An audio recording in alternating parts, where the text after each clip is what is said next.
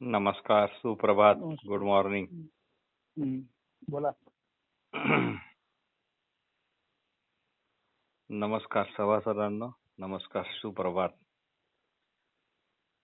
कालचं श्री पाटणकर सरांचं निरूपण हे आपण सर्वांनी ऐकलंच असेल असं गृहीत धरून त्यावर जे सारांश रूपाने महत्वाचे मुद्दे होते ते सादर करीत आहे. पण तुम्हाला एवढं निश्चित सांगतो की कालचं निरूपण हे सर्व अध्यात्माचा बेस आहे.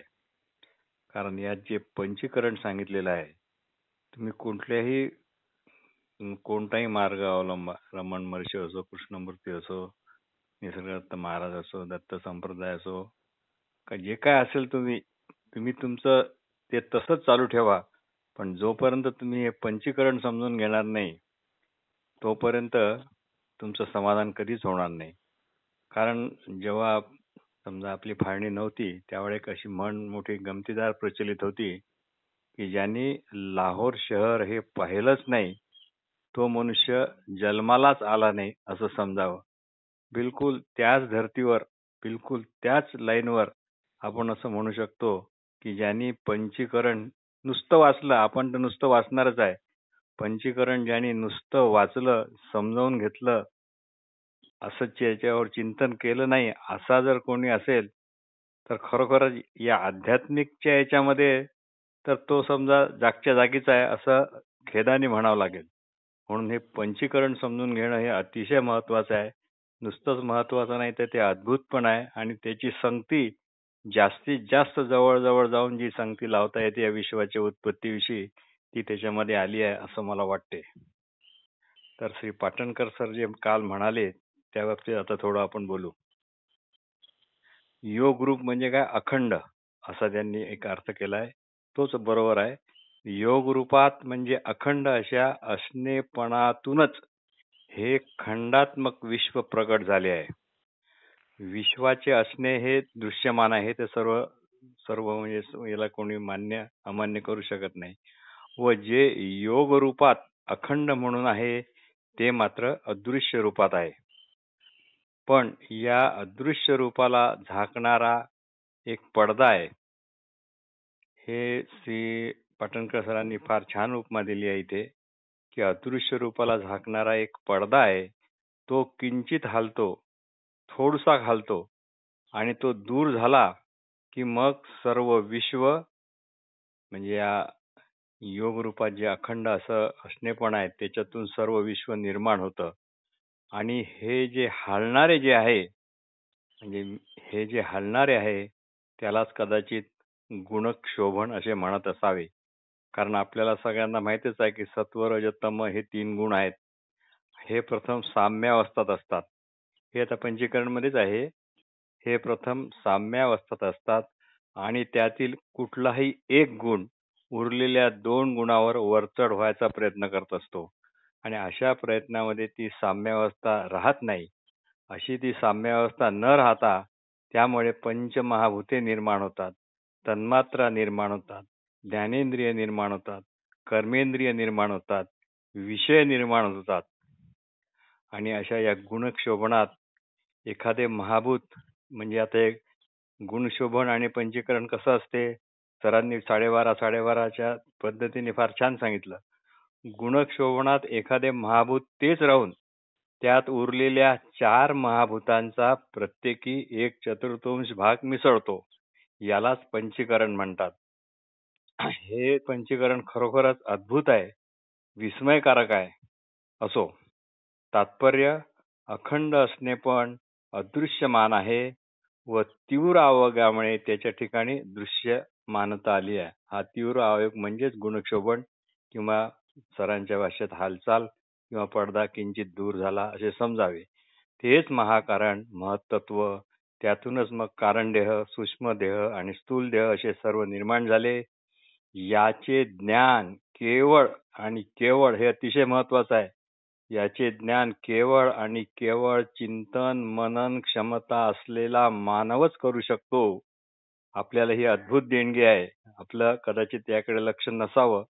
अखंड अशा असणेपणाच्या स्फोटातूनच महा म्हणजे त्या महाकारणातूनच कारणदेह, सूक्ष्मदेह, स्थूलदेह असे निर्माण झाले. आणि सगळ्यात महत्वाचा म्हणजे समत्वाच्या अधीन असणे म्हणजेच समाधान. मूळ स्थिती ही सदैव समत्वाधीनच आहे. तर माझं श्री पाटणकर सरांना अशी नम्र विनंती आहे की पुढच्या भागामध्ये त्यांनी ही पंचीकरणाची अद्भुत प्रक्रिया अगदी सुरुवातीपासून संगतवार अगदी डिटेलमध्ये सांगावी अशी मी त्यांना नम्र विनंती करत आहे. आता पुढे. तर मूळ स्थिती योगारूढ स्थिती आहे आणि त्या योगामध्ये अखंडत्व आहे. ज्या अर्थी अखंडत्व आहे त्या अर्थी कुठल्याही तऱ्हेचा क्षोभ नाही, हालचाल नाही. त्या अर्थी अखंडत्वामध्ये योगामध्ये समत्वाच्या अधीन असल्यामुळे सर्व काही एका सरळ रेषेसारखे 180 अंशाची जशी रेषा असते तसं सर्व काही सुरळीत आहे. परंतु हे जे सर्व काही सुरळीत आहे ते सुरळीत जरी असलं तरी सुद्धा त्या असणेपणातच जसं आपण नुसते बसलेलो असतो आणि स्पंद चालू असतात, प्राण चालू असतो, कारण ती चेतना आहे. आणि असणेपणी मूळ चेतनाच असल्यामुळे जरी ती 180 अंशात सरळ रेषेत असली, समत्वात असली, अखंडात असली तरी सुद्धा ती चेतना आहे म्हटल्यानंतर तिचे एका विशिष्ट पद्धतीने वर खाली होणे चालूच आहे. परंतु या विशिष्ट पद्धतीने वर खाली होणे चालू असताना जर काही अतिक्रांतदर्शीपणे म्हणजे अत्यंत तीव्रतेने जर तिचं वर जाणं झालं तर हे तीव्रतेने क्रांतदर्शी वर जाणं म्हणजे काय असतं, तर एक अप्पर लिमिट ठरलेली आहे. ध्यानाची, चिंतनाची असो, चैतन्याची असो, वर खाली होण्याची असो, त्या मूळ रेषेवरून ते वर किती जाणार हे ठरलेलं आहे.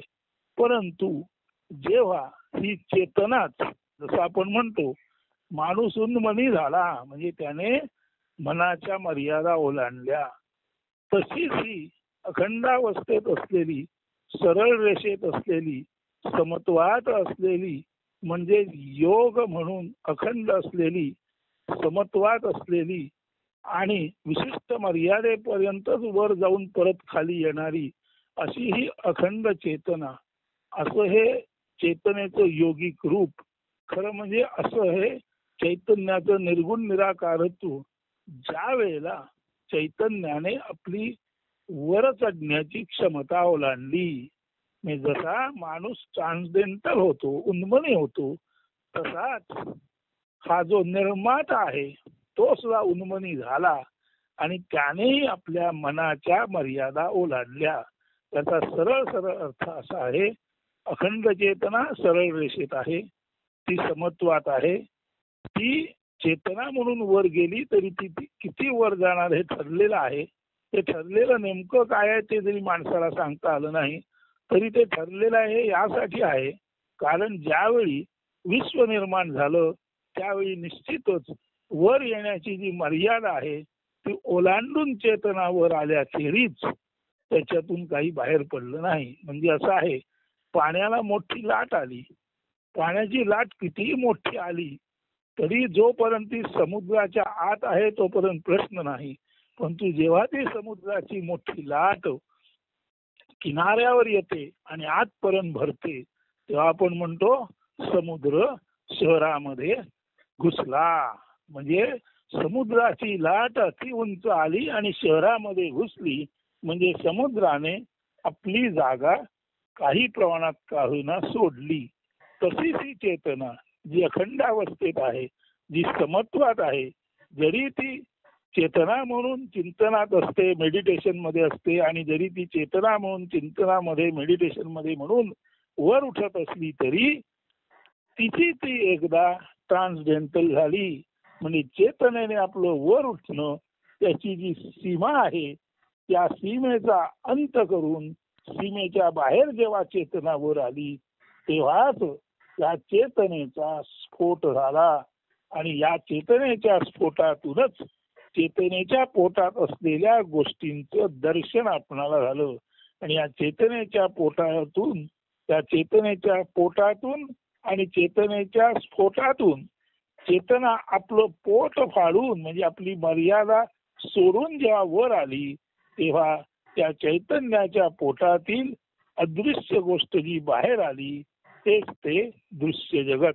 आणि या दृश्य जगतामध्ये या जगतेच्या धारणेसाठी लागणारं जे काही आहे ते या ओशन ऑफ बीई असणेपणाच्या सागरातीलच असणेपणाचा काही भाग या दृश्य जगताबरोबर बाहेर आला आणि असणेपणाचा काही भाग दृश्य जगताबरोबर बाहेर आला. याचा सरळ सरळ अर्थ असा आहे, निर्गुण निराकार रूपात असलेली अखंड योगावस्थात असलेली अखंड ध्यानामध्ये असलेली चेतना स्वतः ट्रान्सडेंटल झाली. स्वतः आपली मर्यादा ओलांडून जेव्हा बाहेर आली तेव्हा तिच्या बाहेर येण्यातून सर्व बीइंग बाहेर आले. आता सर्व बीइंग बाहेर आले म्हणजे ताबडतोब मनुष्य आला का मुळीच नाही. सर्व बीइंग बाहेर येताना प्रत्येक जीवामध्ये अंगीभूत असलेली पृथ्वी आप तेज वायू आकाश म्हणजे स्वाभाविक जमीन पाणी पृथ्वी आप तेज म्हणजे असं म्हणतात पसरलेलं जे हे आहे काय प्रकाश आहे तो पृथ्वी आप तेज. वायू म्हणजे अर्थातच हवा आणि आकाश म्हणजे पोखरी. म्हणून मूळ निर्गुण निराकार चेतना योगावस्थेत असताना सरळ रेषेत होती, समत्वाच्या अधीन होती. परंतु ती चैतन्य आहे याचा अर्थ ती स्पंदित आहे. आणि स्पंदित चेतना जेव्हा आपल्या स्पंदनाच्या मर्यादा ओलांडून जेव्हा अधिक वर आली तेव्हा ती चेतनाच ध्यानामध्ये एखादा मुनी ट्रान्सडेंटल होतो तेव्हा ती चेतनाच ध्यानामध्ये ट्रान्सडेंटल झाली. म्हणजे चेतनेने आपल्या मर्यादा ओलांडून ते अखंड निर्गुण निराकार रूप सोडून ते योगिक रूप सोडून चेतना बाहेर फेकली गेली. आणि ती बाहेर फेकताना तिचा जो मूळ आशय आहे बीई असणेपणाचा आशय तिच्या बाहेर आला. आणि हा जो असणेपणाचा आशय बाहेर आला त्या असणेपणाच्या आशयातूनच पृथ्वी आप म्हणजे पाणी तेज म्हणजे प्रकाश वायू म्हणजे अर्थातच वेगवेगळे आपण जी वाऱ्याची हालचाल म्हणतो ती दुसरं काही नसून वेगवेगळे नायट्रोजन हायड्रोजन ऑक्सिजन CO2 असे वायू आहेत. म्हणून त्या ट्रान्सडेंटल जेव्हा मूळ चेतना झाली तेव्हा त्या चेतनेतून असणेपणाच्या सागरातून बीइंग बाहेर आली. आणि ही जी मूळ बीइंग होती ती पृथ्वी आप तेज वायू आकाश म्हणजे पंचमहाभूत हेच मुळातले जीव आहेत. पृथ्वी जिवंत आहे, आप जिवंत आहे, तेज जिवंत आहे, वायू जिवंत आहे आणि आकाश जिवंत आहे. आता हे जिवंत कसं आहे तर पृथ्वीमधून ज्या अर्थी काहीतरी जन्माला येतं त्या अर्थी जी गोष्ट जीव निर्माण करू शकते ती गोष्ट मुळात जिवंत असते. पाण्यामध्ये जर जलचर जन्माला येतात तर पाण्यामध्ये जिवंतपणा आहे. चेतना तर सर्वत्रच आवश्यक आहे. म्हणून पृथ्वी आप तेज तेज म्हणजे जिवंतच आहे. वायू वायू जेव्हा इथून तिथे जातो तेव्हा तो वायू या फुलातला पराग त्या फुलात नेतो, परागीभवन करतो. आणि जिवंत अशा इथून तिथून नेण्यासाठी किंवा परागीभवन करण्यासाठी जो वायू उपयोगी पडतो तोच वायू इतर फळं आणि फुलं यांना पुष्पित गंधित करण्यासाठी मदत करतो. जीवनाला मदत करणारा वायू हा सुद्धा स्वतंत्र जिवंत आहेच. आणि उरलं आकाश. या सर्व पृथ्वी आप तेज वायू या चारही जीवांना आधारभूत असलेली ही जी खोली आहे आकाश आहे ते आकाश सुद्धा त्या कारणाने जिवंत आहे. पण जिवंताला आश्रय देणारे जे असतं ते स्वतः जिवंत असावंच लागतं. म्हणून परत ऐका योगिक स्थितीत निर्गुण निराकार चैतन्य आहे ते समत्वाच्या अधीन आहे. ते त्याचा जो पाया आहे तो 180 अंशाच्या सरळ रेषेचा आहे. ते चेतना असल्यामुळे चेतनेचे स्पंद वर खाली होत आहेत. आणि ते चेतनेचे स्पंद वर खाली होताना चेतनेच्या स्पंदाने वर जाण्याची जेव्हा मर्यादा ओलांडली तेव्हा चेतना ट्रान्सडेंटल झाली. आणि त्या ट्रान्सडेंटल होण्यामधून चेतनेतून बीइंग झाली. त्यातली मूळ बीइंग आहेत पृथ्वी आप तेज वायू आकाश. म्हणजे चेतना म्हणून काय होतं बीई होतं असणे पण होतं फक्त चैतन्य होतं. आणि बीइंग्स म्हणून चैतन्य असलेले जीव निर्माण झाले आणि चैतन्य असलेले मूळ जे जीव निर्माण झाले त्याला पृथ्वी आप तेज वायू आकाश म्हणजे पंचमहाभूत म्हणतात. म्हणजे भूतरहित जीवरहित चैतन्यातून जेव्हा चैतन्य ट्रान्सडेंटल झाले उन्मनी झाले तेव्हा त्या चैतन्यातून चैतन्याचं असणे पण घेऊन जे 5 मूलभूत जीव जन्माला आले ते पृथ्वी आप तेज वायू आकाश. आता या 5 मूलभूत जीवांच्या एकत्रीकरणातून 5 जीव जेव्हा एकत्र येतात तेव्हा त्याचे पंचीकरण म्हणतात. आता पंचीकरण होताना मला माहिती आहे आपला देह हा सेल्सनी म्हणजे पेशीनी भरलेला आहे. ज्या देहामध्ये अधिकाधिक पेशी त्या देहाची स्ट्रेंथ जास्त. त्या पेशी जेवढ्या निरोगी तेवढा तो माणूस निरोगी. अशा अर्थाने पेशींना आपल्या जीवनामध्ये फार महत्व आहे. उंच माणसामध्ये पेशींची संख्या जास्त असते तुलनेने ठेंगू माणसामध्ये ती कमी असते. म्हणूनच सुदृढ माणसांमध्ये पेशींची संख्या जास्त असते.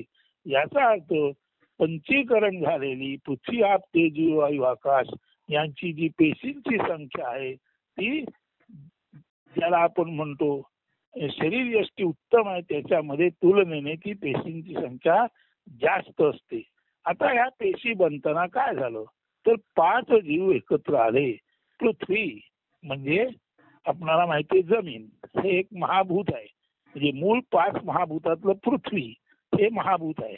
आता एक पेशी जर पृथ्वी तत्वाची आहे तर त्याचा अर्थ त्या पेशी मधला निम्मा भाग पृथ्वी तत्वाचा आहे. आता 360 अंशाने आपण एक जीव पूर्ण धरला तर पृथ्वी तत्वाची पेशी जी आहे तिथे 180 अंश पृथ्वी तत्वाने व्यापलेले आहेत आणि आप तेज वायू आकाश हे जे आहेत ते अनुक्रमे 45 45 45 45 म्हणजे 45 चोक 180 आणि पृथ्वी तत्व 180 मिळून झाले 360. हे पृथ्वी तत्वाचं झालं. जिथे आप तत्व प्राधान्याने आहे तिथे जल तत्व 180 आणि तेज वायू आकाश आणि पृथ्वी 45 चोक मिळून 180 360 हे झालं आप पेशी पृथ्वी आप. तेज जिथे प्राधान्याने आहे तिथे प्रकाश अर्ध्या भागात आहे शुद्ध प्रकाश आणि उरलेल्या भागात पृथ्वी वायू आकाश आणि अर्थातच पृथ्वी जिथे प्रकाश तत्व आहे तिथे अर्ध्या भागात तेज आहे आणि उरलेल्या अर्ध्या भागामध्ये पृथ्वी तत्व आहे वायू तत्व आहे पृथ्वी तत्व आहे वायू तत्व आहे आप म्हणजे पाणी तत्व आहे आणि आकाश तत्व आहे. म्हणून तेज पेशीमध्ये तेज निम्म आणि वायू जमीन आकाश आणि पाणी निम्म हे झालं पृथ्वी आप तेज झालं. आता वायू तत्वाची जी रास आहे रास याचा अर्थ वायू तत्वाची जी प्राधान्य पेशी आहे तिथे वायू म्हणजे गॅसेस 180 अंशात आणि उरलेल्या भागात पृथ्वी पाणी प्रकाश आणि आकाश पृथ्वी आप तेज वायू झाला. आणि जिथे आकाश तत्वाची प्राधान्य पेशी आहे तिथे ती पेशी अर्धी पोकळी असलेली म्हणजे रिकामी. आता ती अर्धी पोकळी आहे याचा अर्थ ती रिकामी आहे म्हणजे तिथे ते पोकळी म्हणून आकाश तत्व आहे आणि त्या पोकळीत निश्चितपणे प्रकाश आहेच पण पोकळी म्हणून अर्ध आकाश तत्व आहे आणि उरलेल्या भागात तेज म्हणून 45 अंश त्या तयार आहे आणि पाणी जमीन आणि वायू ही 45 45 45 आहेत. म्हणजे आकाश तत्वाच्या पेशीमध्ये शक्यता अशी आहे की 180 अंश आकाश आहे रिकामी जागा आहे आणि रिकाम्या जागा आहे याचा अर्थ इथे तेज आहे त्यात अधिक तेज तत्व 45 अंश गेलेलं आहे आणि उरलेलं 45 45 आणि 45 म्हणजे 135 अंश जे आहेत 45 गुणे 90 आणि 45 म्हणजे किती आले 90 नि 10 100 हा म्हणजे उरलेले जे 135 अंश आहेत त्याच्यामध्ये पाणी आहे वायू आहे आणि पाणी वायू आणि अर्थात आप तेज वायू आणि आकाश आहे. म्हणजे याचा अर्थ असा, आकाश तत्वाची जी पेशी आहे त्याच्यामध्ये निम्म आकाश तत्व रिकामी जागा आहे.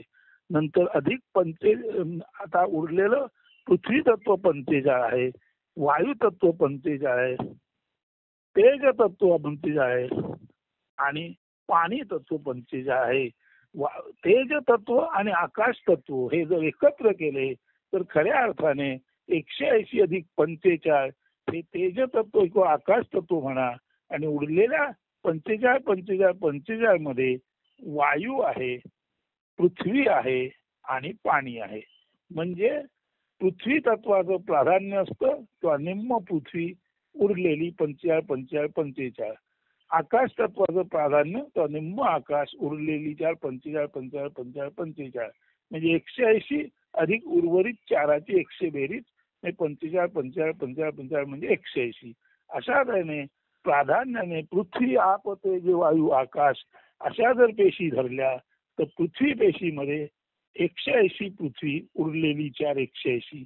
आप पाणी पेशीमध्ये 180 पाणी, उरलेली 4 180. तेज 180 तेज, उरलेली 4 180. वायू 180 वायू, उरलेली 4 180. आणि आकाश 180 आकाश आणि उरलेली 4 180. याच्यामध्ये आकाश तत्वाची गंमत अशी आहे की आकाश म्हणजे पोकळी आणि पोकळीमध्ये तेज असतं. मग आकाश तत्वामध्ये शक्यता अशी आहे की 180 अंशाचं आकाश आहे आणि 45 अंशाचं जे तेज तत्व आहे ते सुद्धा तेज तत्व म्हणून तिथे असताना शक्यता आहे ती सुद्धा पोकळीत असण्याची शक्यता आहे. कारण तेज पोकळीत राहतं, आकाशात राहतं. म्हणून आकाश तत्व आणि तेज तत्व एका अर्थाने सारखं असू शकतं. हे आपल्या या चिंतनात आपल्याला दिसून येईल. तर असं पृथ्वी, आप, तेज, वायू, आकाश या 5 प्राधान्य असलेल्या पेशी आणि एकूण पेशीमध्ये या पेशी जर 5ने विभागलं तर एकूण जी आपली पेशींची संख्या आहे त्या पेशींमध्ये पृथ्वी तत्वाच्या 1/5 पेशी, वायू तत्वाच्या 1/5 पेशी, पाणी तत्वाच्या 1/5 पेशी, आकाश तत्वाच्या 1/5 पेशी आणि तेज तत्वाच्या 1/5 पेशी मिळून 100% पेशी पृथ्वी, आप, तेज, वायू, आकाश या पेशींचा 20-20 वाटा धरला तर 100% पेशी आपल्या शरीरामध्ये पंचीकरणाद्वारे त्या पंचमहाभूतांद्वारे तयार झालेल्या आहेत. सारांश आपल्या पेशीमध्ये प्रत्येकी 20% पृथ्वी, आप, तेज, वायू, आकाश यांच्या पेशी असतात. पृथ्वी तत्वाच्या पेशीमध्ये पृथ्वीचं प्राधान्य, वायू तत्वाच्या पेशीमध्ये वायूचं प्राधान्य, आप तत्वाच्या पेशीमध्ये पाण्याचं प्राधान्य, तेज तत्वाच्या पेशीमध्ये तेजाचं प्राधान्य आणि आकाश तत्वाच्या पेशीमध्ये आकाशाचं प्राधान्य. जिथे हे प्राधान्य लक्षात घेता, प्राधान्य ज्या पेशीचं आहे त्याचा 180 अंश आणि उरलेल्या 4 पेशीचा 180 तत्व मिळून या एकाच पेशीमध्ये 5 महाभूत एकत्र झालेली असतात. म्हणजे पृथ्वी, आप, तेज, वायू, आकाश ही 5 महाभूत एकाच पेशीमध्ये एकत्रित होतात. यालाच पंचीकरण म्हणतात. आणि अशा या पंचीकरणातून निर्माण झालेल्या पेशी प्रत्येकी 20-20-20-20-20% प्रमाणे 20-5-100 अशा एकूण त्या असतात. एकूण पेशी संख्या किती असते ही जरी आत्ता जो तुमच्याशी संवाद साधत आहे त्याला माहीत नसली तरी सर्वसाधारण त्या पेशींचं विभाजन पृथ्वी, आप, तेज, वायू, आकाश प्रत्येकी 1/5 मिळून असतं. आणि या सर्व पेशी अशा तऱ्हेने एकाच पेशीत 5 महाभूत असलेल्या स्थितीत पंचमहाभूतांचं एकत्रीकरण म्हणजे पंचीकरण करून आपला देह, विशेषतः मानवाचा देह बनलेला आहे हे आपल्या लक्षात आलं. म्हणजे त्याचा अर्थ असा आहे, असणेपणातून जेव्हा बिंग आलं म्हणजे जीव आला, तो असणेपणातील मूळ जी तत्व आहे पृथ्वी, आप, तेज, वायू, आकाश जी मिटलेल्या स्वरूपात, योग रूपात, अखंड रूपात दिसत नव्हती, ती योगारूढ अवस्था जेव्हा योगच उन्मनी झाला, ती अखंड स्थितीच उन्मनी झाली, तेव्हा त्या योगातून त्यात लपलेली पृथ्वी आप तेज वायू आकाश ही पंचमहाभूत वर आली आणि जी योगाच्या आत होती ती जेव्हा भूत वर आली त्या वर आल्यानंतर त्यांचं कार्य सुरू झालं. त्यांच्या कार्यातून देहातील पेशी बनल्या आणि त्या ज्या पेशी आहेत त्या पेशी एकत्र आल्यानंतर स्वाभाविकपणेच आता त्या पेशींचं करायचं काय. तर पेशी पंचीकरणातून निर्माण झालेल्या आतला सूक्ष्म देह आहे त्याला गुंडाळणारा जो आपला बाहेर त्वचेचा भाग आहे किंवा जे कातड आहे ते खरं सांगायचं म्हणजे बाहेरची घोंगडी आहे. म्हणजे बाह्य घोंगडीमध्ये म्हणजे बाह्य स्थूल देहामध्ये पंचीकरण झालेल्या पेशी असं आपलं स्थूल आणि सूक्ष्म रूप आहे.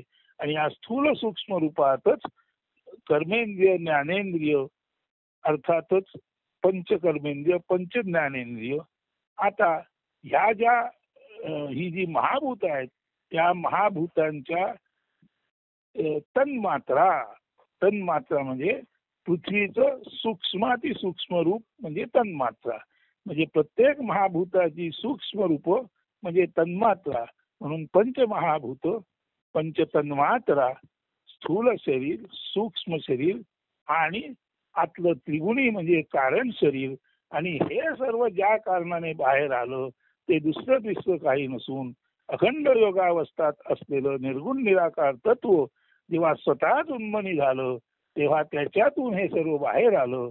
म्हणून चेतना मूळ विश्व चेतना जी अखंड योगारूढ आहे जी समत्वात आहे तीच जेव्हा उन्मनी अवस्थेत बाहेर फेकली गेली तेव्हाच हे तुलनेने अत्यंत लहान असं 0.05 असं हे विश्व जन्माला आलं.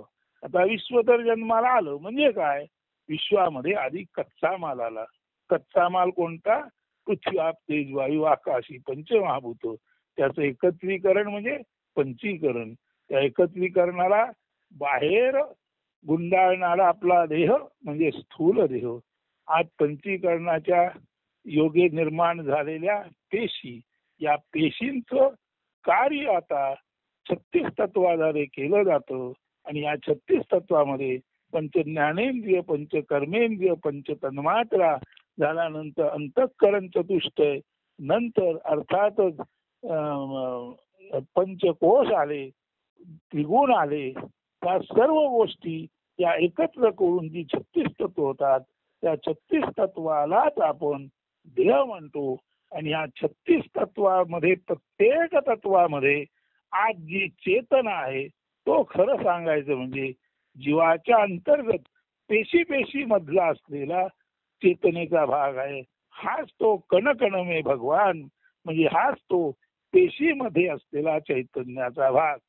तर आता आपल्या लक्षात आलं की आपल्या शरीरामध्ये प्रत्येक इंद्रियामध्ये काही ना काही चैतन्य लपलेलं आहे. हे जे इंद्रियजन्य चैतन्य आहे यालाच आपण कायनॅटिक एनर्जी म्हणजे इंद्रियांमध्ये बंदिस्त झालेलं चैतन्य म्हणतो. आणि जीव जन्माला येतो तेव्हा त्याच्या अस्तित्वामध्ये किती चेतना सामावलेली आहे हे गणित त्या जीवामध्ये पेशींची संख्या किती आहे याच्यावर अवलंबून आहे. जिथे पेशी संख्या जास्त तिथे तुलनेने चेतना जास्त आणि अशा माणसाचं आयुष्य तुलनेने अधिक असू शकतं. तर असणेपणा बिंग मध्ये आला पंचमहाभूत निर्माण झाली पंचमहाभूतांचं पंचीकरण झालं स्थूल सूक्ष्म कारण देह निर्माण झाले. कारण देह म्हणजे त्रिगुण आहेत सूक्ष्म देह म्हणजे मनबुद्धी चित्त अहंकार आणि जे पंचकोश आहेत ते आहेत. आणि स्थूल देहामध्ये अर्थातच ज्ञानेंद्रिय कर्मेंद्रिय अशी आहेत. आणि ही सर्व 36 तत्व यापूर्वी आपण ऐकलेले आहेत. ज्ञानेश्वरीमध्येही ती आहेत. कधीतरी वेगळेपणाने आपण ही पुन्हा एकदा 36 तत्व त्याची उजळणी करू. तर आता असा जो आपला देह तयार झाला तो देह म्हणजे काय आहे देहांतर्गत चेतना देहाच्या अंतर्गत चेतना आहे. आणि त्या निर्गुण निराकार स्थितीत अजूनही निर्गुण निराकारच स्थितीत असलेली जी चेतना आहे ती किती आहे ती 99.95 आहे. आणि 0.05 याच्यातून हे जग आलेलं आहे. म्हणजे 99.95 हे निर्गुण निराकार तत्व आहे आणि 0.05 हे सगुण साकार तत्व आहे. म्हणून 99.95 हे काय आहे? निर्गुण आहे. आणि 0.05 हे सगुण तत्व आहे. हे चर तत्व आहे, ते सगुण तत्व आहे. चर जे आहे ते अचर होतं, म्हणजे चालणारं न चालणारं होतं, दिसणारं न दिसणारं होतं, व्यक्तात आलं ते अव्यक्त होतं. म्हणून 0.05 हे जे विश्व आहे ते सगुण साकार आहे.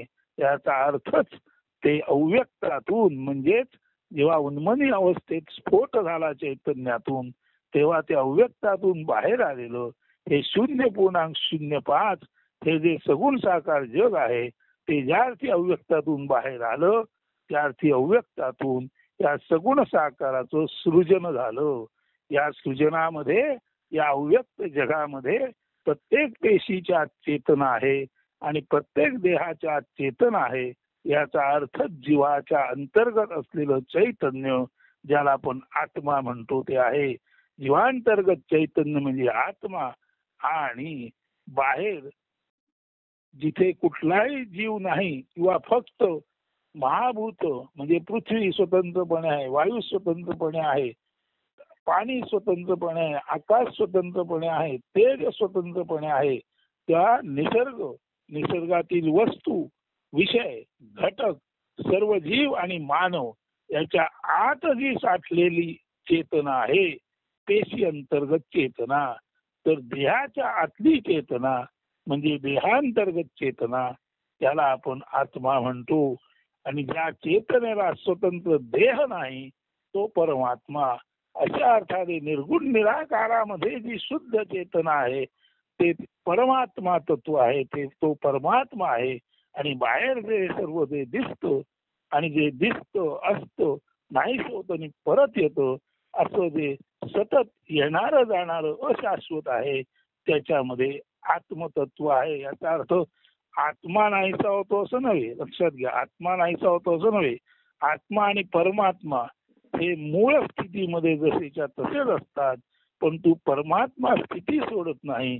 त्याचा अर्थ एवढाच आहे, निर्गुण निराकारामध्ये जी चेतना आहे ती निर्गुण निराकार म्हणून, कुठलाही गुणाकार भाव व्यक्त न झालेली म्हणून जशीच्या तशी निर्गुण निराकार आहे. आणि त्या निर्गुण निराकार योग स्थितीतून जेव्हा उन्मनी अवस्थेत स्फोट झाला, तेव्हा त्याच्यातून हे जे जग निर्माण झालं, त्या जगामध्ये 0.05 एवढ्या चेतनेचा जो आविष्कार झाला, तो जीव जगत ईश्वर, तो जीवांमध्ये. आता जीवांमध्ये म्हणजे सर्व निसर्ग आला, सर्व पशुपक्षी प्राणी आले, 4 योनीतील सर्व जीव आले आणि माणूस आले. म्हणून हे जे उत्स्फूर्तपणे बाहेर आलेलं चैतन्य आहे, त्याचं रूपांतर ह्या दृश्य जगात झालेलं आहे. तेही चैतन्य अमरच आहे, तेही चैतन्य अविनाशीच आहे आणि अजून व्यक्त न झालेलं चैतन्यही अविनाशी आहे. म्हणून आत्मा असो किंवा व्यक्त न झालेली चेतना म्हणजे परमात्मा असो, ती मूलतः अविनाशीच आहेत. म्हणून आपलं असणे पण ते जीवाच्या अंतर्गत असो किंवा त्याच्या मूळ स्थितीत असो, असणे पण हे निश्चितच अमर आहे. मग असणे पण अमर आहे याचा अर्थ काय?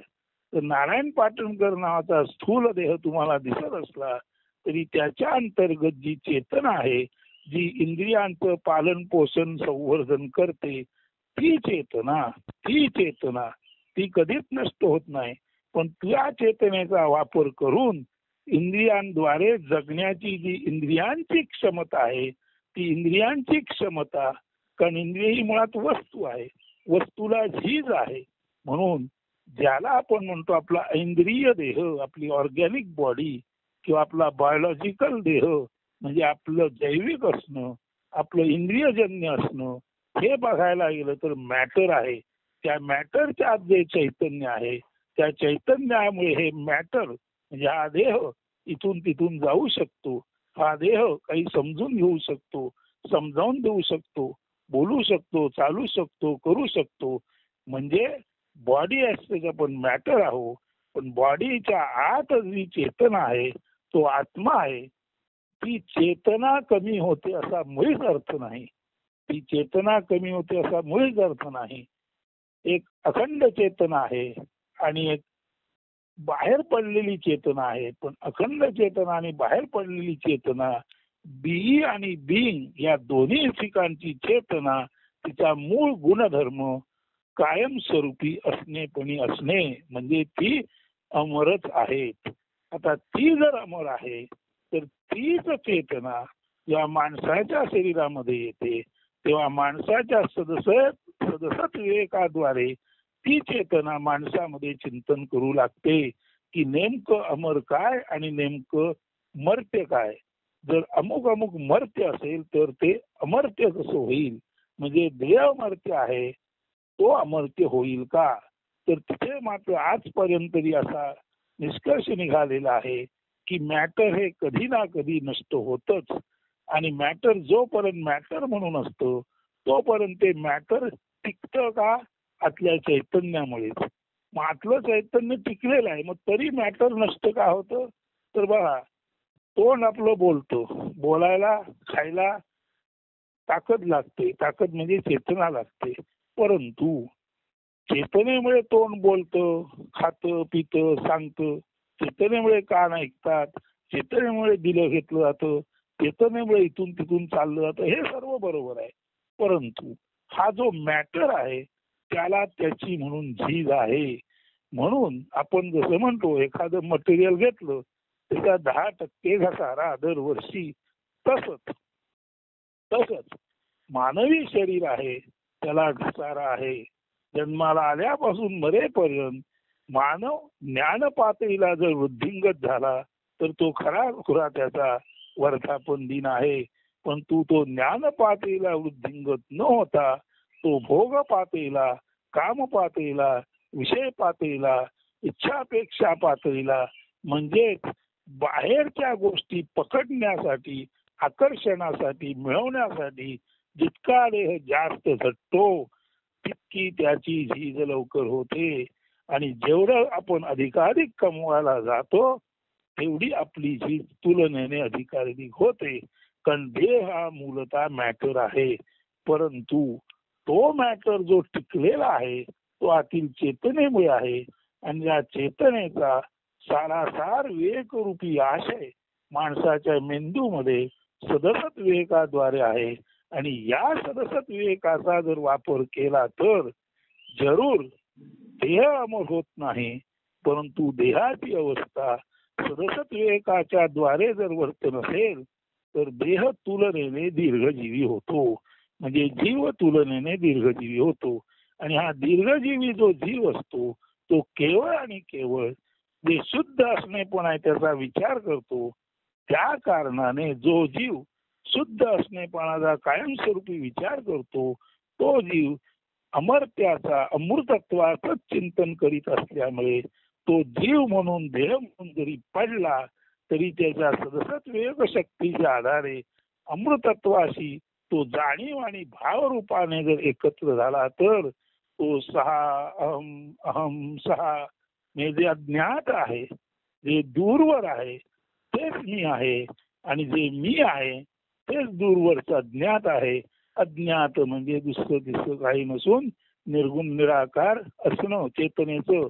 तर ते निर्गुण निराकार चेतनेचं असणं जे आहे तेच इथे जीवामध्ये अहम म्हणून आहे आणि जीवामध्ये अहम म्हणून आहे तेच दूरवरचं निर्गुण निराकार चेतनेचं असणं आहे. निर्गुण निराकार असो किंवा देहांतर्गत चेतना असो ती ज्या अर्थी अमर आहे, ती ज्या अर्थी कायमस्वरूपी आहे त्या अर्थी सदसत विवेकाचा वापर करून जर माणूस सहा हम सहा त्या सोहम हंसो संगीतामध्येच आयुष्यभर निमग्न राहील तर ऑब्झर्वर इज द ऑब्झर्व्ड. ऑब्झर्वर जे ऑब्झर्व करतो त्याप्रमाणे घडतं. म्हणून आपण जर आपल्या अमृतत्वाचा विचार केला तर जाणीव आणि भावरूपाने देह पडल्यानंतर जाणीव आणि भावरूपाने जे आपल्याला अमरपण येतं त्या अमरपणाच्या कारणानेच पुन्हा जन्माला येण्याची शक्यता नाहीशी होते. म्हणून जीव मर्त्य आहे, परंतु जीवाची जीवदशा ज्या मूळ कारणाने चालू आहे ते आपलं चैतन्य अमर आहे. मग आपलं जे अमर चैतन्य आहे त्या अमर चैतन्याकडे जीवाने इंट्रोवर्ट अंतर्मुख होऊन पाहिलं तर जीव जेव्हा अमरत्वाकडे अंतर्मुख होऊन पाहतो तेव्हा खऱ्या अर्थाने जीव आपल्याला देणगी स्वरूपात लाभलेल्या सदसत विवेकाकडे पाहतो. आणि सदसत विवेकाने जेव्हा जीव आपल्या आतमध्ये पाहतो तेव्हा त्याच्या लक्षात येतं की मॅटर सर्व जाणार असलं तरी सदसत विवेक शक्ती परमेश्वरी शक्ती चैतन्य म्हणून सर्वच गोष्टी अमर आहेत. आणि मग देह जाओ अथवा राहो, देह राहील किंवा जाईल, पांडुरंगी दृढ राहो. आता पांडुरंग, पंडू, पंडू म्हणजे फिकट, अॅनिमिक, अॅनिमिक आणि रंग म्हणजे दिसायला धुसर आहे ते. आता दिसायला धुसर आहे तो पांडुरंग. याचा अर्थ असा, आत्मा हा प्रत्यक्ष दिसत नाही, परंतु आत्मा सदसत विवेक रूपी शक्तीच्या चिंतनामध्ये सदसत विवेक रूपी शक्तीच्या द्वारे चिंतन केलं असता आपणाला आपल्यात असं काहीतरी निश्चित आहे जे अमर्त्य आहे असं जाणवतं. म्हणून जाणीवेच्या पातळीला अमर चैतन्य जाणवणं आणि दृश्याच्या पातळीला ते अमर चैतन्य न दिसणं म्हणजे जाणीवाला दिसतं पण डोळ्याला दिसत नाही असं हे जे धूसर असणे पण आहे तोच आपल्या अंतरंगातला पांडुरंग आहे. म्हणजे जाणीवेला स्पष्ट दिसतो, सदसत विवेकाला स्पष्ट दिसतो, परंतु शरीर म्हणून आपणाला आपल्या डोळ्याने दिसत नाही. म्हणून जो डोळ्याने दिसत नाही, जो बाह्य डोळ्याने दिसत नाही, जो कातडी रूपाने असलेल्या डोळ्याने दिसत नाही, पण जो अंतरदृष्टीने सदसत विवेक दृष्टीने दिसतो तोच हा पांडुरंग, तोच हा स्थाणू, तोच तुमच्या आमच्यामध्ये उभा राहिलेला विशेषत्वाने ठोंब्या विठ्ठोबा विठ्ठोबा विठ्ठोबा तोच हा आत्मा. आणि हा आत्मा विशेषत्वाने ठोंब्या आहे. तो कधी इथून तिथून जाण्याचा प्रश्न नाही. तो जाग्यावरूनच सर्वत्र पसरतो आणि पसरलेल्या स्थितीतच तो संकुचित होतो. म्हणून देहामध्ये जो विठ्ठोबा आहे तो सूक्ष्मात्मा आहे आणि बाहेर पसरलेला तो परमात्मा आहे. तेव्हा बाहेर जो पसरलेला आहे तो परमात्मा आहे चैतन्य म्हणून. आतमध्ये हे जाणीव रूपी जाणून घेणारा आणि देणारा आहे तो आत्मा आहे. म्हणून देहांतर्गत आत्मा आणि बाहेर पसरलेला परमात्मा हे झालं सगुण साकारातील आत्म्या आणि परमात्म्याचं वर्णन. मग आता निर्गुण निराकारामध्ये आहे ते काय आहे तर सगुण साकारामध्ये सुद्धा जीवांतर्गत आत्मा आहे आणि जीवबाह्य परमात्मा आहे. ही संपूर्ण 0.95 जगातली आत्मा आणि परमात्म्याची स्थिती. मग आता जे निर्गुण निराकार तत्व अखंड योगारूढ आहे ते काय आहे तर सगुण साकारातील जीवांतर्गत आणि जीवबाह्य, जीवांतर्गत तो जीवात्मा आणि जीवबाह्य तो नुसता आत्मा म्हणा आणि निर्गुण निराकार स्थितीत आहे तो परमात्मा म्हणा. म्हणून जीवात्मा, आत्मा आणि परमात्मा या तीनही गोष्टी एकत्र केल्या की आपलं ब्रह्म सर्वत्र व्यापक असलेलं रूप आपणाला दिसतं. म्हणून सर्व जीवांतर्गत चेतना, सर्व जीवांतर्गत चेतना हा जीवात्मा, बाहेर मोकळी असलेली चेतना हा शिवात्मा. शिव म्हणजे पवित्र, बंदिस्त झालं म्हणून तो जीवात्मा थोडा त्याला बाहेरच्या अवस्थेचा दोष निर्माण झाला, म्हणजे त्याला दोष झाला नाही पण तो बंदिस्त झाला. जशी कंदिलाच्या आत ज्योत आहे, ज्योतीला दोष नाही पण कंदिलाच्या काचेमुळे ती काच ज्या रंगाची असेल तसा ती आतली ज्योत दिसते. म्हणून देह ज्या तऱ्हेच्या परिस्थितीमध्ये जन्माला येतो त्या तऱ्हेच्या परिस्थितीमध्ये त्या देहामध्ये जे चैतन्य असतं ते जरी शुद्ध असलं तरी देह ज्या परिस्थितीत जन्माला येतो त्या परिस्थितीत एखाद्या माणसाला आपल्या आतलं चैतन्य सदसत विवेक दिसवूच शकत नाही. म्हणजे कंदिलाला जेव्हा आपल्या आतली ज्योत दिसत नाही तेव्हा ओळखायचं हा माणूस जड आहे.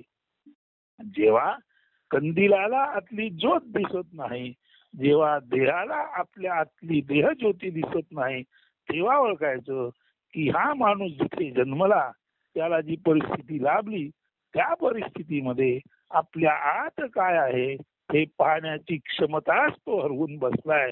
म्हणून जड प्रकृती असते, जड प्रकृती असते. आत्मा जड नसतो, तो चेतन असतो. आपली बॉडी म्हणून जरी आपण जड असलो तरी आपला आत्मा म्हणून आपण चैतन्य आहे.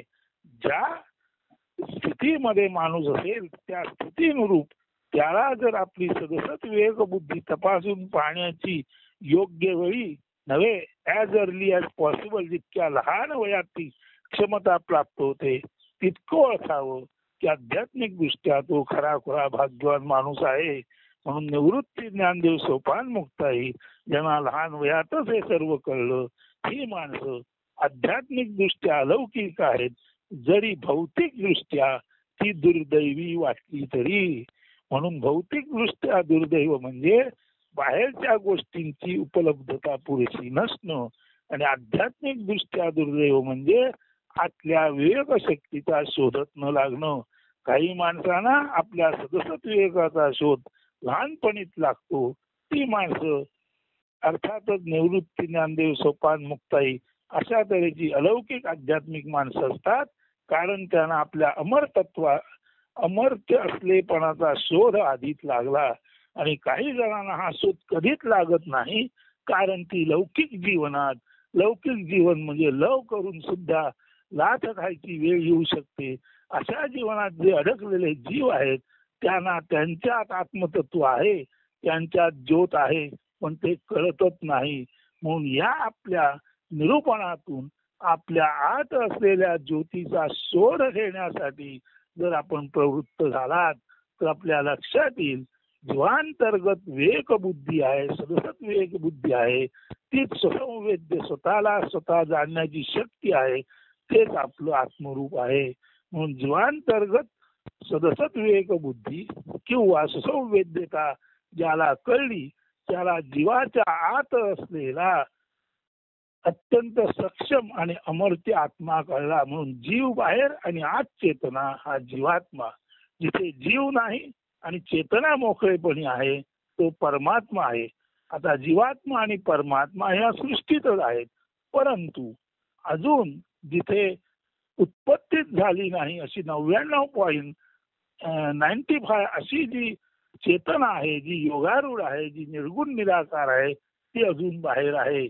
म्हणून 99.95 ही निर्गुण निराकार चेतना अधिक सगुण सागरातील जीवाच्या आतली चेतना अधिक जीवबाह्य चेतना. म्हणून जीवाच्या आतली चेतना जीवात्मा, जीवबाह्य चेतना म्हणजे परमात्मा आणि जीवात्मा आणि परमात्मा अधिक जी अजून ज्याच्यातून काही निर्माणच झाली नाही अशी 99.95 जी स्थिती आहे चेतनेची ती. अशा जर तिन्ही गोष्टी एकत्र केल्या म्हणजे सर्व निर्गुण निराकार अधिक सगुण सागरातील जीवात्मा आणि परमात्मा असे जेव्हा आपण एकत्र होतो तेव्हा जीवात्मा परमात्मा अधिक उर्वरित सर्व निर्गुण निराकार मिळून जे सर्व व्यापक रूप असतं ते खरं आत्म्याचं बृहत म्हणजे सर्वत्र पसरलेलं रूप आहे. म्हणून आपण आत्मा म्हणून जीवात्मा आहोत हे आपल्याला आपल्या सदसत विवेक शक्तीद्वारे आत्म्याद्वारे म्हणजे नियंत्रण करणारी परमेश्वर ईशन म्हणजे नियंत्रण करणारी परमशक्ती म्हणजे आत्मतत्व जे जीवाच्या आत आहे ते ज्याला कळलं त्याला त्या जीवाला त्या माणसाला आपल्यातील आत्मा कळला. त्या आत्म्याच्या तो ध्यानामध्ये असतो तेव्हा बाहेरच्या गोष्टीचा तो अनायासे त्याग करतो आणि आत्मचिंतनात दंग असणारा माणूस स्वामी स्वरूपानंदांसारखा ज्याला आपण म्हणतो आजीवन हा मरण केवळ आणि केवळ सोहम हौसो म्हणजे मी ते अखंड ब्रह्म नव्हे माया जनित प्रकृती आवरण जागृती स्वप्न निद्रानुभवा प्रकाशित करी ऐसे तुरीय चैतन्य सच्चिदानंद परमहंस स्वरूपी सुप्रभाती स्पष्ट अनुभूत जे होई ऐशा आत्मतत्व स्मरण चिंतने नित्य निरंतर प्रसन्न राही असं शंकराचार्यांसारखा म्हणू शकतो.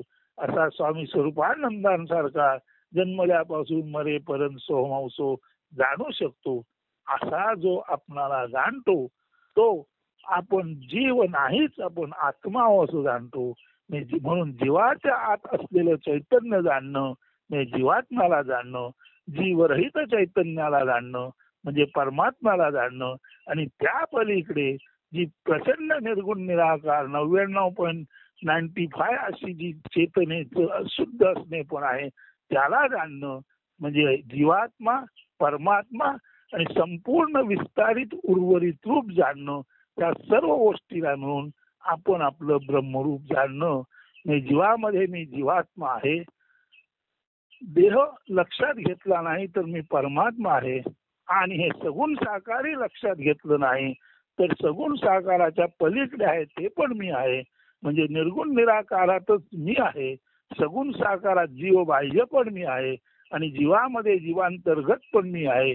म्हणून जीवांतर्गत जो आत्मा आहे तोच जीवबाह्य परमात्मा आहे आणि तोच उर्वरित चेतनेमध्ये ब्रह्म आहे. म्हणून आपणच जीवात्मा आहोत, आपणच परमात्मा आहोत आणि सर्वार्थाने सर्वत्र ओतप्रोत भरलेलं बृहत रूप म्हणून ब्रह्म आत्मा सुद्धा आपण आहोत. म्हणून आपलं हे जीवात्मा, परमात्मा आणि ब्रह्मरूप जाणणं म्हणजेच आपण आपलं आत्मरूप जाणणं, आपण आपलं परमात्मरूप जाणणं आणि आपण आपलं ब्रह्मविद म्हणजे ब्रह्मरूप जाणणं. म्हणजेच I am the universe and universe is I my self. पण तू युनिव्हर्स हे सुद्धा दिसणार आहे.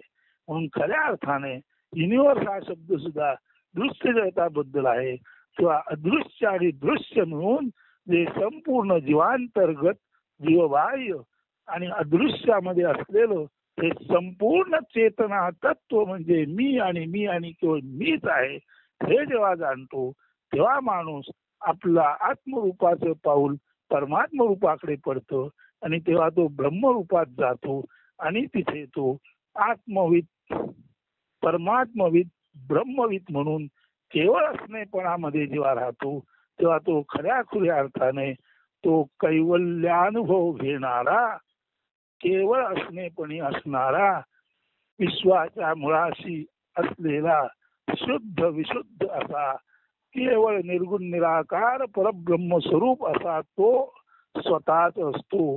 म्हणून जीवात्मा, परमात्मा आणि अर्थात ब्रह्मात्मा किंवा ब्रह्म हे केवळ आपणच आहोत. हे श्रोते हो, या चिंतनाकडे तुम्ही लक्ष दिलं तर तुम्ही जाणू शकाल. आणि या चिंतनामध्ये जोपर्यंत तुम्ही आहात तोपर्यंत देहबाह्य विश्वाचा तुमच्यावर काहीच परिणाम होणार नाही. उलट पक्षी देहबाह्य विश्व तुमच्या या तपश्चर्येला, तुमच्या या आत्मानुसंधानाला मदत करणाऱ्याच गोष्टी तुमच्याकडे पाठवील. जो परमात्म्याचे ज्या चिंतनात असतो, जो आत्मचिंतनात, परमात्मचिंतनात, ब्रह्मचिंतनात असतो त्याला त्या ब्रह्मातून अनुकूलतेचा पुरवठा आपोआपच होतो. यालाच म्हणायचं ब्रह्मविद माणसाचा योगक्षेम ब्रह्मच चालवतं. तर आपण आपलं आत्मरूप, परमात्मरूप आणि अत्यंत सर्वत्र भरून ओतप्रोत राहिलेलं ब्रह्मरूप ध्यानात घ्या. हेच आपलं स्वरूप आहे आणि हे स्वरूप अमर्त्य असल्यामुळे आपणाला कुठेही कसलाही प्रतिबंध नाही. हे लक्षात घ्या. एकदा हे लक्षात आलं की प्रतिबंध नाही म्हणजे आत्मा स्वतःच्याच तंत्राने जाणारा, उन्मनी होत अत्यंत व्यापक होणारा आणि अनुरेणू या थोकडा असून आकाशा एवढा होणारा आणि आकाश एवढा व्यापक असून देहामध्ये सूक्ष्म होणारा असा अनिमा आणि महिमा, अनिमा आणि अर्थातच भूमा हे आपणच आहोत. हे जेव्हा आपल्या लक्षात येतं तेव्हा अनिमा आणि भूमा यामध्ये संपूर्ण संचार करण्याचं जे आपल्याला स्वातंत्र्य असतं तेच आत्म्याचं स्वातंत्र्य. आणि आत्मतत्व सगळीकडे एकच आहे. अशा अर्थाने हे स्वातंत्र्य सर्व जीवांना समत्वाने मिळालेलं आहे.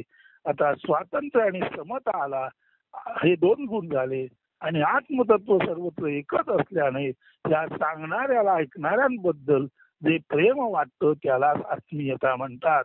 म्हणून सर्वत्र चेतनाच भरलेली असल्यामुळे चेतना भरलेले जीव असोत, जीव बाह्य चेतना असो किंवा निर्गुण निराकारातील चेतना असो, त्या चेतनेचा मूळ गुण समत्वाचाच आहे.